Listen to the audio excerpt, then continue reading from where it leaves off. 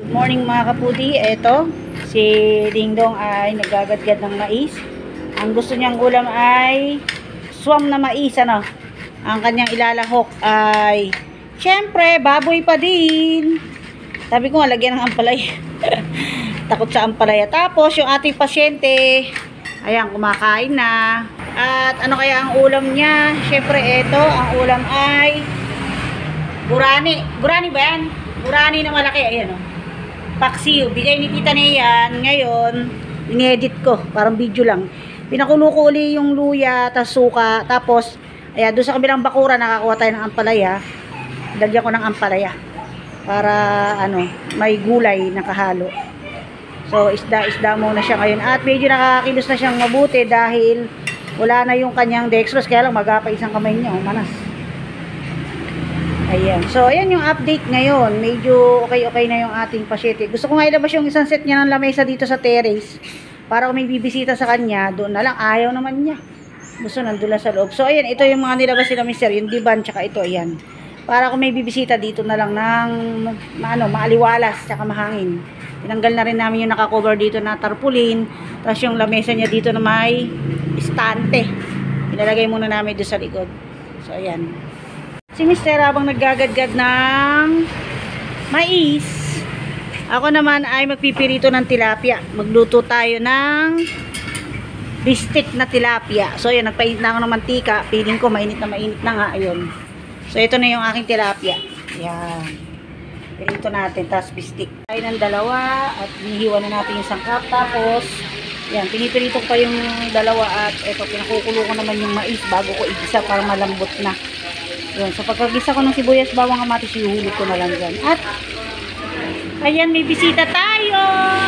Darcy! Pangalawang bisita to, kasi ano, si Tita Nea yung una, kaninang umaga. O, teka lang. Ayan, may bisita kami, si Ate Bebe, nanay ni George, si Rodel, tsaka ate ni George, kaway-kaway. Shoutout mo si Delo, at tsaka si, ano ba pangalan ng yung kasama niyang kaibigan niya? Ayun, si JP. Lagi ko lang nakakalimutan. Nakakausap ba? Hindi. Pagka hindi nga sila nakakapagpapasa yun. Hindi. Pag nag-shoutout kasi ako, nakakalimutan mo laging pangalan ni JP. Si Delo lang nasa shoutout ko. Ayan, ang bisita ni Mother. At teka, bubuksan na natin.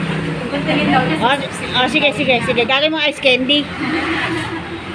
Kaya kaya Tita Nea, ako ngayon lang nagkapera. Naku po hindi naman ginagawa ng Kunti lang Ang ice candy? Anong siya? Kamukha ni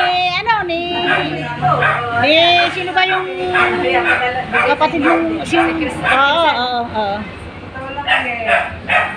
Ngayon lang mag-thank you ka kay Rodel. Salamat. Pangalawang buwan. Pangatlo, anong pangalawa? COVID. COVID ka. Akala kayo matitigo kayo, nakikisay doon sa Castro. Naiiyak ako, bumabalik yung luha ko. Sabi ko, huwag ako mamamatay pa si nanay sa harap ko pa. Paano tumitirik yung matay nagagaganon? Yung pala, kalat na yung infection. Sabi ko, nurse, ano baka ako nangyari? Pinainom mo lang ako ng Losartan nagkikisay na. Yung pala, pag komo nga nagbara na yung mga daanan ng apdo, pag pala nanamnan yung tiyan, bumobomba yung apdo. Ngayon, hindi makalabas, lumolobong. Kaya siya nagkukurambang na ganon. Ang tagal, kasi naabutan nga ni Bingi, iniilawan na parang sisiw, kasi nga ginaw na ginaw. Ikaw naman, bumoboning pa ako Kakailan na daw siya. Okay. Kasi ito na daw, sabi ni Lola Tawin. Sipsipin mo na, gawin mong sesto. Ay, gawin mong ice candy sesto tuloy. Inubad nyo pa yung chinelas nyo. Kaya nga sabi ko kanina, ayan, matatabang pagkain. Pero hindi naman din daw doon yun. Yung ata, parang minsan mahilig din sa cook tsaka mga itlog.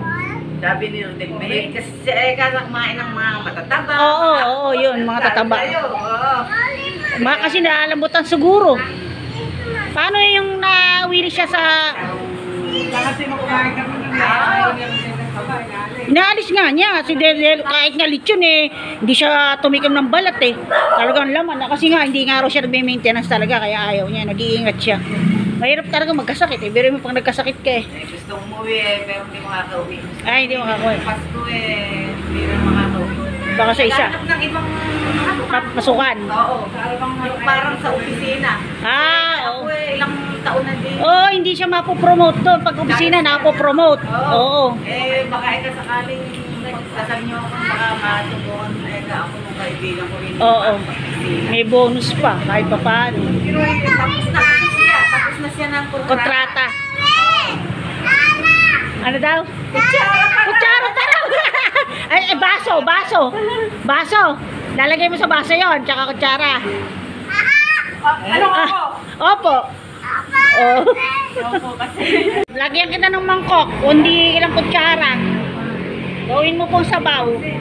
Ano ba yung sabihin mo? Losing naging Asian. Thank you kasi. Hindi naman pala naging Asian ang tubig. Mabigat? Eh, magbaso hindi mo mahalo. Tingin ko nga, masarap ba yan? Sumubo ka lang, sumubo ka. Bigat, hindi mo kaya buhatin. Sumubo ka. Sumubo ka, patingin ko kung masarap. Tignan mo daw. Tignan mo muna kung masarap. Hi mo si Lolo Delo. Hi mo si Lolo Delo. Hello ka kay Tito. Hi mo na si Lolo Delo. Lolo Delo. Ayaw. Tawag mo na si Lolo Delo. Mag-i-school ka na ba? Ano daw? Mag-i-school ka na daw. May sinasabi, ice cream daw. Gusto na siguro kainin. Kainin mo na dali. Yan. Oh. Kanino bang anak yon? Ito ba anak? Oo nga, anak ko nga. Ikaw. Sino? Lola rin to. Lola to, lola ni Dayday. Lola to, Lola. Lola ni Dayday. Ano problema? Meron na kayong problema. Puro problema nga eh. May sakit siya eh. May sakit. Oo. Ang problema eh. Alaro kaibigan, alam problema. May sakit siya. May sakit. Ha? Oh. Saan daw nakatira dito? Ito, bahay niya. Oo. Doon sa likod. Sa likod kami. Matalino itong bata na rin. Ito mo, tinatarong pa yung bahay namin. Ano? Ang makasisa niya. Dati pumunta ka sa isang lugar. Tatandaan. Ha? Dito kami galing eh. Ano? Oh. May pangalan. Anong daddy ni Alison? Ano pa pangalan ng daddy ni Alison? Dominic. Si Dominic.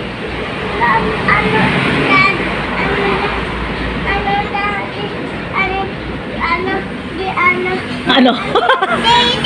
Ay, si Dayday. Si Lolo Bing nga. Si Lolo Bing nga. Si Lolo Bing ang pangalan. Dito sa kwarto. Doon, sa likod. Katabi ni Lola Tawi. Sa likod namin. Asawa ko yun. Alam mo ba yung asawa? Ito anak kaibigan. Oo nga. Ikaw na lang dito. Lola nga. Siguro yung... Oo, hindi ka nakikita. Oo nga. Oo.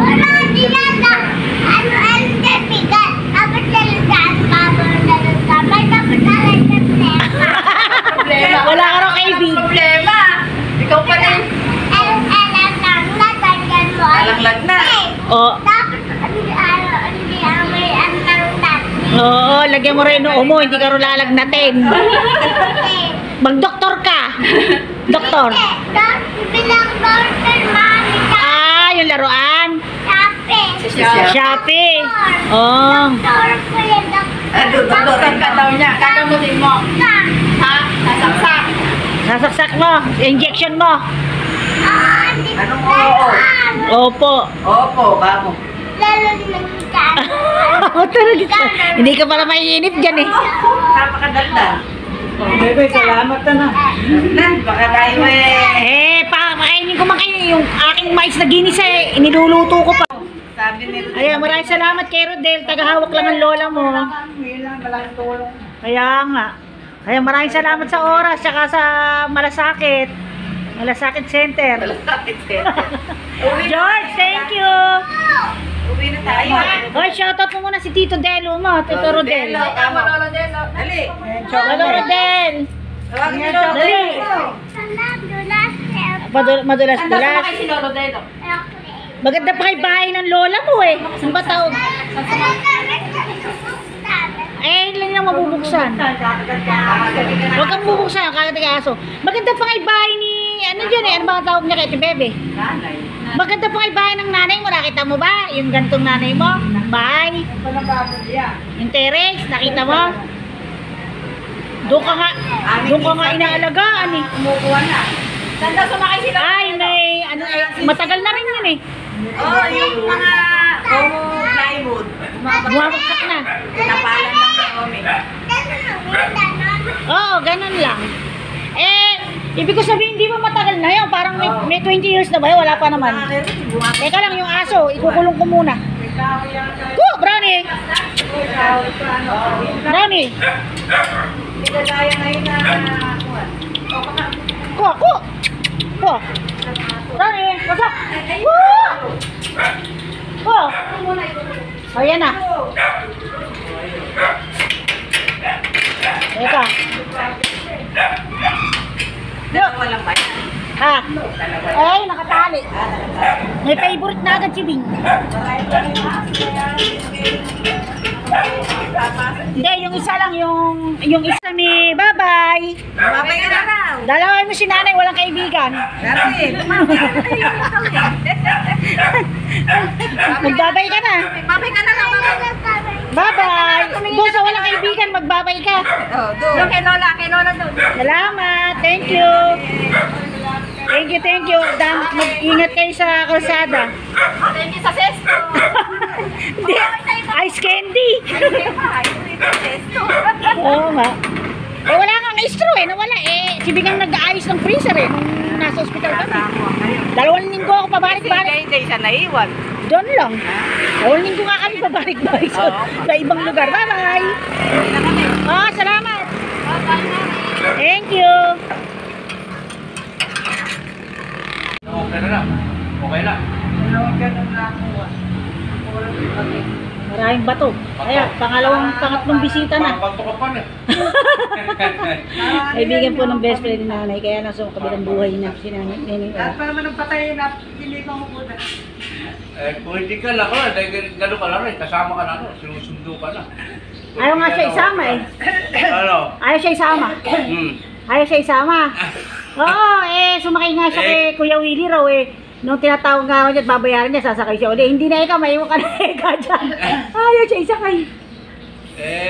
So, ayan, habang nakipagkwentuhan si nanay, ito na yung huling tilapia, 4 na piraso, napirito ko na.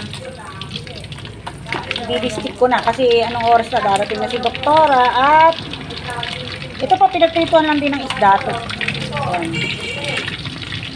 At update nga lang po. So ito naman yung ating mais, kukulo ko pa, tinakpan ko para mas lumambot. Yan. Yeah, medyo malabo siguro yung video ko kasi naka-cellphone lang din ako. Para mas madali ko siyang i-edit. Pero wag po kayo mag-alala sa mga susunod na vlog ko, yung GoPro na po gagamitin ko. Nagto-toasted ako ng bawang, tapos mamaya ay tatappings ko yan sa ating stick na tilapia. Toasted lang, huwag naman brown na brown, masyado lang. Kasi medyo papait siya. Bahagya lang. Tapos ito na yung ating mais, suwam na mais. So, kanina nakapag-isa na ako ng sibuyas, bawang, kamatis at bagong. Hindi ko na napakita sa inyo.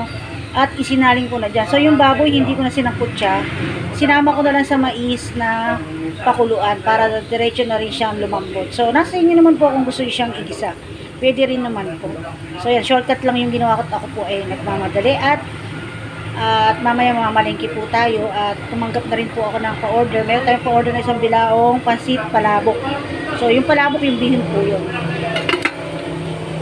So, ito habang ginaganyan ko ay umamoy ang bango. So, ito, i-ano natin, i-set aside. Bisita pa kasi si nanay hanggang ngayon, si Kuya Teming, yan. At ang kapitbahay namin yun. So, yung best friend ni nanay, asawa ko yun. Kali, best friend po ni nanay yung mga yan. Yan, yun lang yung best friend po ni nanay, sumabi ng buhay dahil sa complication ng diabetes. So, yan, pwede ko na siyang iyahon. At yung sibuyas naman. Side ko na yung ating bawang. Medyo sangkot ka natin yung ating mga sibuyas. So, meron namang paraan ng bistek ay yung lumang bistek. Yung kasama mo lang sa ipakulo yung sibuyas, nakatapis lang niya sa bikit na pork chop or isda. So ito medyo translucent lang.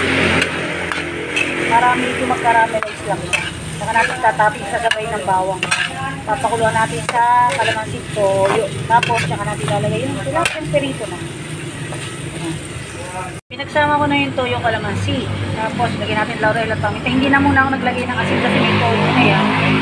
So ilagay na natin yung ating napuputo lang ulo ng tilapia. Yan.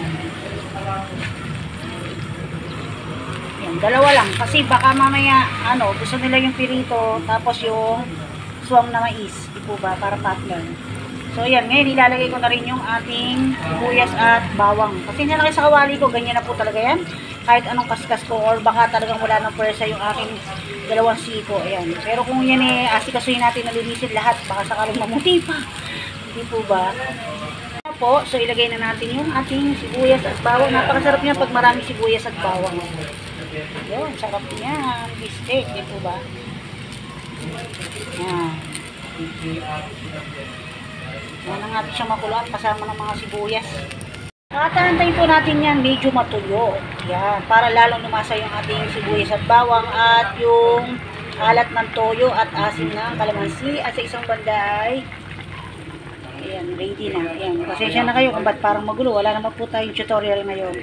So, masusunod na araw po ay balik po tayo muna sa tutorial. Ayan, maraming salamat po mga kapudi sa patuloy na suporta.